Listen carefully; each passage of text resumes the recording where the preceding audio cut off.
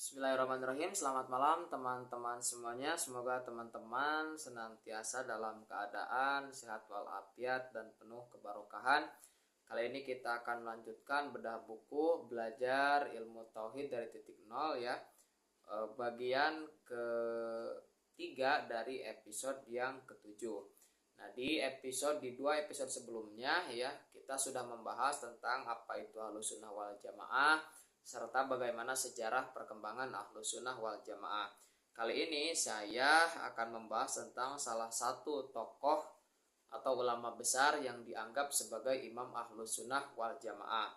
Nah, meskipun pada bagian sedikit sebelumnya juga sudah saya singgung sedikit bahwa para ulama secara umum tidak ada kesepakatan ya siapa tokoh Ahlussunnah wal Jamaah. Sebagian mengatakan adalah Imam Ahmad bin Hambal, sebagian mengatakan Imam Ahmad bin Hambal ya, yang kemudian diikuti oleh Syekhul Islam Ibnu Taimiyah ya. Imam Ahmad bin Hambal kan ulama pada abad kedua dan ketiga ya, generasi lahir kedua, wafat di abad ketiga, kemudian pelanjutnya dianggap sebagai Syekhul Islam Ibnu Taimiyah abad ke-7. Kemudian sebagian mengatakan Imam Ahlussunnah wal Jamaah adalah Imam Abul Hasan al-Asy'ari, ulama yang hidup pada abad keempat ya, abad keempat Hijriah. Nah, pada kesempatan ini saya tidak akan membahas perdebatan itu, tetapi karena mayoritas ulama dunia mengatakan bahwa Imam Ahlussunnah wal Jamaah adalah Imam Abul Hasan al-Asy'ari, maka sampai di buku ini saya menuliskan biografi beliau ya. Nah, siapa itu Imam Abul Hasan al-Asy'ari? Nah, nama lengkapnya adalah Abu Al-Hasan Ali bin Ismail bin Ishaq bin Salim bin Ismail bin Abdillah bin Musa bin Abi Burdah bin Abi Musa al-Asy'ari. Beliau lahir 260 Hijriah atau 875 Masehi di Basrah dan wafat 324 Hijriah atau 935 Masehi ya. Nah, Imam Asy'ari selama hidupnya menjalani dua periode kehidupan atau fase kehidupan ya. Periode pertama menjadi imam kaum Mu'tazilah sampai berusia 40 tahun. Nah, kemudian pada saat itu beliau berguru kepada Al-Jubai.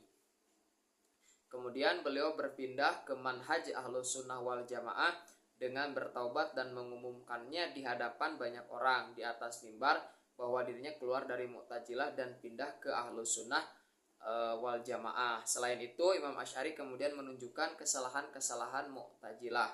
Nah, beliau menjadi kritikus terbesar terhadap kaum Mu'tazilah. Sejak saat itu beliau menjadi imam atau pemimpin Ahlussunnah wal Jamaah. Di antaranya seperti yang dikatakan oleh Imam Ibnu Khaldun.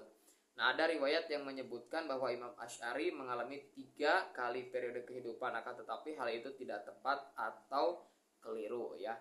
Oke, jadi ada dua perdebatan yang cukup tajam, bukan cukup lagi, mungkin sangat tajam mengenai siapa Imam Ahlussunnah wal Jamaah. Jadi mengenai siapa Imam Ahlussunnah wal Jamaah terjadi perdebatan. Ada yang bilang ada yang bilang Imam Ahmad bin Hambal dan dilanjutkan oleh Syekhul Islam Ibnu Taimiyah, dan itulah yang katanya disebut sebagai golongan salaf.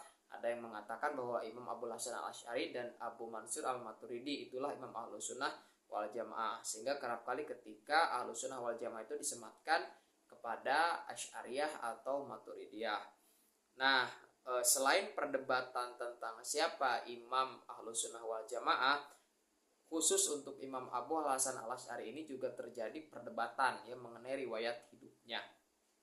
Nah, satu pendapat mengatakan ya, seperti yang juga saya tulis di sini, bahwa beliau mengalami 2 fase kehidupan, bukan 3 fase kehidupan. Kehidupan yang pertama adalah beliau menjadi pengikut bahkan menjadi imam kaum Mu'tazilah selama 40 tahun dan beliau berguru kepada Al-Jubai ya.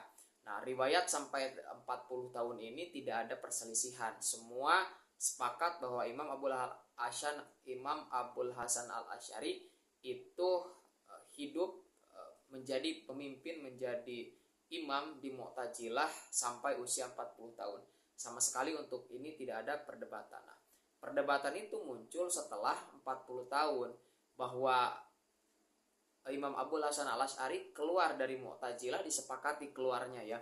keluar kemudian mengumumkan di hadapan banyak orang. Nah, tetapi setelah itu terjadi perselisihan. Satu pendapat mengatakan bahwa Imam Abu Hasan al-Asy'ari berpindah ke Ahlus Sunnah wal Jamaah, dan itulah yang ditulis diantaranya oleh sebagian besar ulama, terutama oleh para murid-muridnya.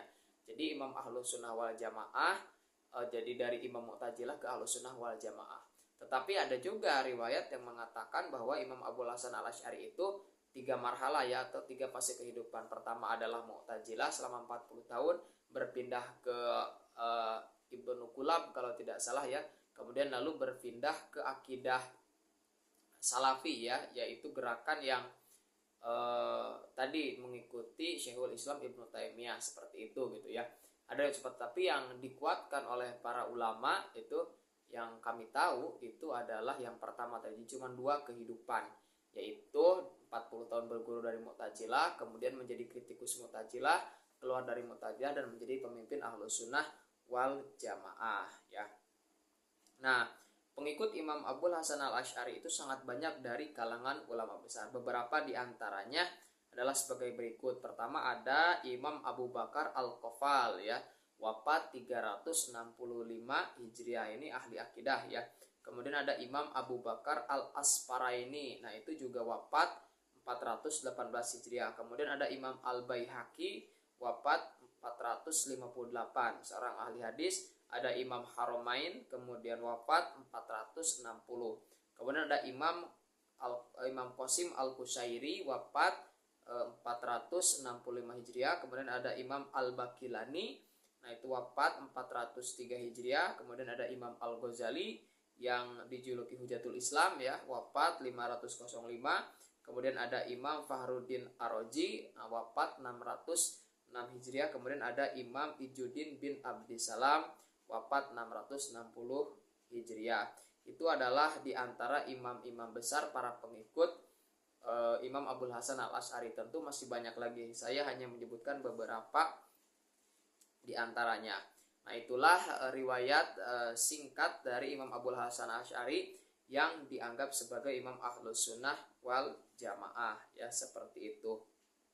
Baik, barangkali itu pada kesempatan kali ini yang bisa saya sampaikan ya. Kita akan lanjutkan kajian hari besok mengenai tafsir hadis 76 golongan. Jadi tetap ikuti episode ini ya, bedah buku ini. Insya Allah kita akan mendapatkan manfaat ya dari apa yang kami tulis, kemudian dari apa yang kami jelaskan ya. Barangkali itu yang bisa disampaikan. Terima kasih. Assalamualaikum warahmatullahi wabarakatuh.